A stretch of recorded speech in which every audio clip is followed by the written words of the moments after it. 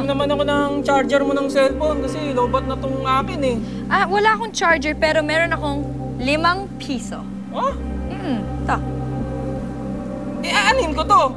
Gamitin mo yan para i-charge yung cellphone mo sa iCharge coin-operated cellphone charger. Oh, yan yung invention ng believable feature natin ngayon na si Engineer Aquilino Jun Tubigan Jr.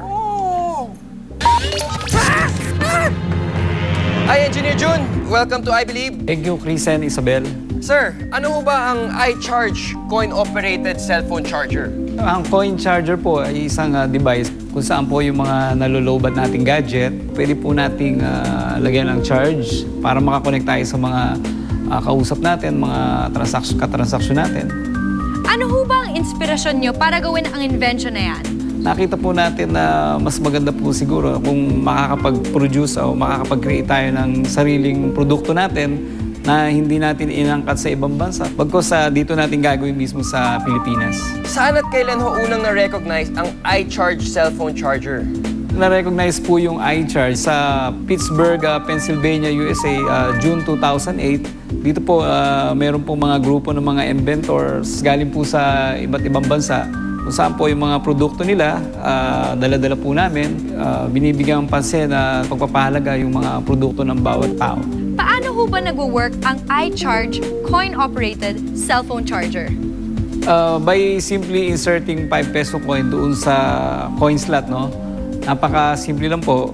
Hanapin lang po natin yung charging tip doon po sa machine na yun, kung ano po yung kasukat niya at katugma niyang charging tip. Sasalpak lang po natin sa cellphone, then hulugan lang po natin ng 5 peso coin. Then bibigyan na po tayo ng 10 minutes charging time. Pinoy inventor ng cellphone charger na nakakabilib. I believe! Chris, ba't ganyan yung unan mo? Malnourished. Oo nga, walang kalaman-laman. Relax lang kayo. Hindi ordinary unan ito. Ito ang instant pillow. At kaya nito mag-inflate in seconds lang. Uwe. Oh. Hindi kayo maniwala? Hindi nga. Patingnan nyo, ha? Ano? Wow! Malnourished pa ba yan? Ang Ano? galing niya na! Instant pillow! Instant pillow in seconds lang. Oh. Saan makakabili niyan? Ay, nako. Hindi mo na kailangan bumili niyan. Experiment tayo! Ito lang ang mga kailangan natin. Okay? Napakasimple. Pumuputok ba yan? 2 ziplock bag ang kailangan natin. 2 ziplock. Sa mas malaki. Ziplock bag pala tawag dyan. Sa mas malaking ziplock, dyan natin ilalagay yung ating baking soda. Ito, baking soda. Baking soda. Sa loob, yung maliit na ziplock, Maliit. dyan natin ilalagay yung vinegar. Ay, vinegar pala yan. Tama, suka. So, suka. Tapos kailangan yung sa malaking ziplock, hindi gaano karaming hangin as much as possible. Dapat walang hangin. Walang Malaki. hangin. Yung sa maliit, okay lang meron. Okay. Alright? Dapat may hangin. Ngayon, titingnan natin kung ano ba yung nangyayari sa loob ng itong inflatable instant pillow natin. Wow. Gusto mo i-try? Tuloy ko. Ayan! Yun! Ay, wow! Wow! Lumaki! Lobo! Wow! Instant pillow nga! Ay, grabe! See? In a matter of seconds, may instant pillow ka na. Wow. Oh, di ba? I believe! I believe! Ang pag-inflate ng instant pillow ay dahil sa chemical reaction na nangyayari kapag pinaghalo ang baking soda at vinegar. Ang baking soda ay may compound na kung tawagin ay sodium bicarbonate. Ang vinegar naman ay isang acetic acid. Kapag naghalo ang dalawang iyon, ang resulta ay carbonic acid. Ang carbonic acid ay nagre-release ng carbon dioxide gas. Dahil nakaseal ang Ziploc bag, ay hindi nakakalabas ang carbon dioxide gas kaya naiibon ito sa loob ng Ziploc bag na siyang dahilan kung bakit ito lumolobo o nai-inflate.